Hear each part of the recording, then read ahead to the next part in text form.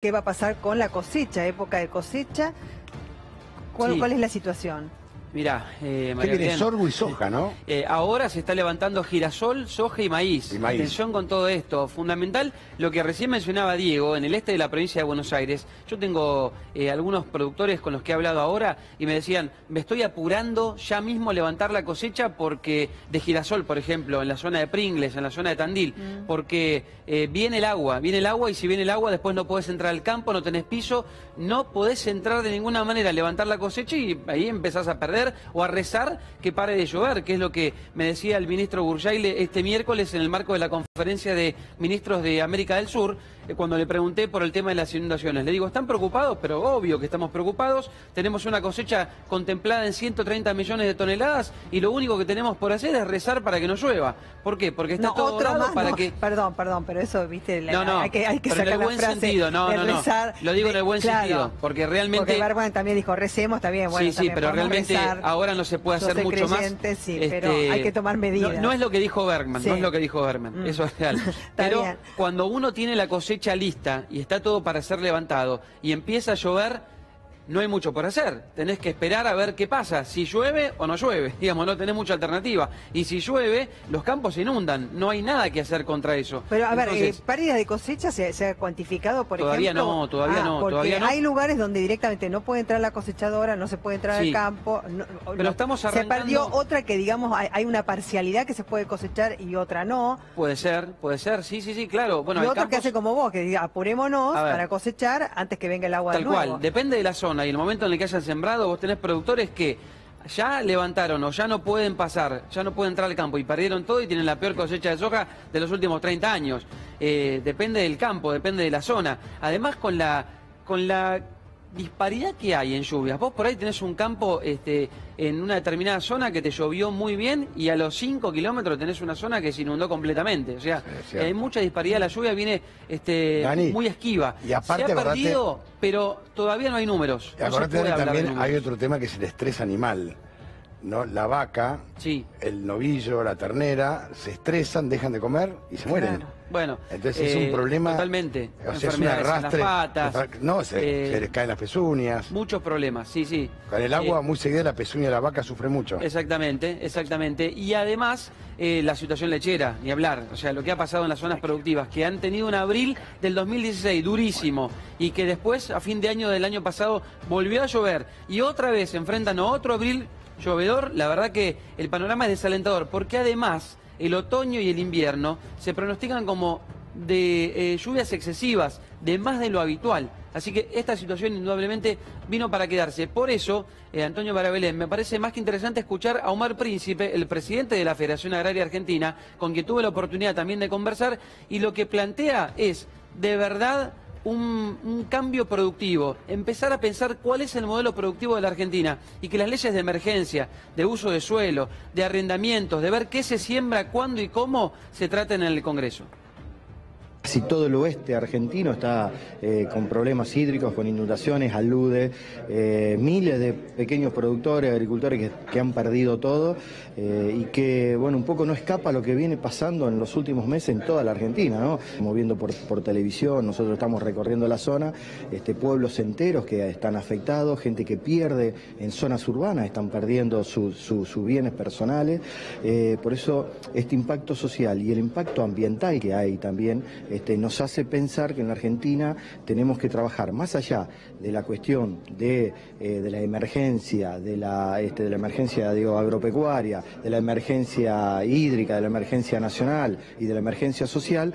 Tenemos que empezar a debatir sobre un modelo agropecuario que está trayendo consecuencias y con impactos sociales y ambientales graves para los argentinos. Y en este caso creo que desde la Federación Agraria somos coherentes, que venimos demandando abrir un debate sobre el modelo de uso de suelo en nuestro país, hablar de ordenamiento territorial, hablar de frenar la concentración productiva en la Argentina, hablar de una ley que regule el uso de la tierra. Nosotros proponemos trabajar también sobre una nueva ley de contratos agrarios o ley de arrendamiento. Bueno, todo este debate me parece que es necesario incorporarlo además de transitar el debate de la emergencia, hablar de seguros multirriesgo, de minimizar, digamos, las consecuencias del cambio climático.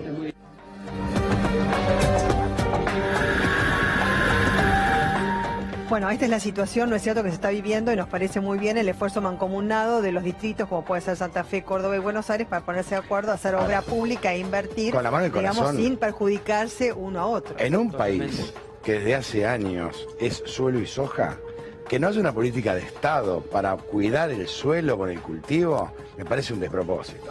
Que no tenga entidades agrarias. Señores, por favor, instrumenten una política de Estado en un país que vive del campo. Me parece una locura. Hay una ley de suelos, lo que pasa es que nunca se ha podido ¿Y nunca modificar. se respetó? No, sí se respeta, pero no, es muy vieja. No contempla, por ejemplo, el avance de la soja de los últimos años. Entonces, es una ley que hay que modificar. Se fumiga por la soja. No contempla nada. No hay ley de agroquímicos, no hay manera, es muy bueno lo que planteas, Antonio, no hay manera de sacar una ley del sector agropecuario en el Congreso. Aun cuando en el 2008 muchos agrodiputados estuvieron en el Congreso, no se pudo sacar ninguna ley. De hecho, ahora estamos hablando de la ley de semillas y no hay manera de ponerse de acuerdo. El gobierno presenta un proyecto, hay 20.000 proyectos. El que ahora es senador y cortó la ruta, ¿nunca presentó un proyecto? ¿Quién? El que ahora es senador y cortó la ruta, Entrerriano, ¿nunca presentó un proyecto? Alfredo de Angeli. Nunca. ¿De qué? De esto. De agroquímico, de cuidar el suelo. No hay manera de que salgan los proyectos. Bueno, pero igual me encantó la definición de agrodiputados o agrosenadores. Fueron agrodiputados. Claro, bueno, justamente porque surgieron de la resolución 125 cuando hubo elecciones legislativas. Exacto, pero era una gran cantidad. Podían haber impulsado muchas leyes y se quedaron en las discusiones internas.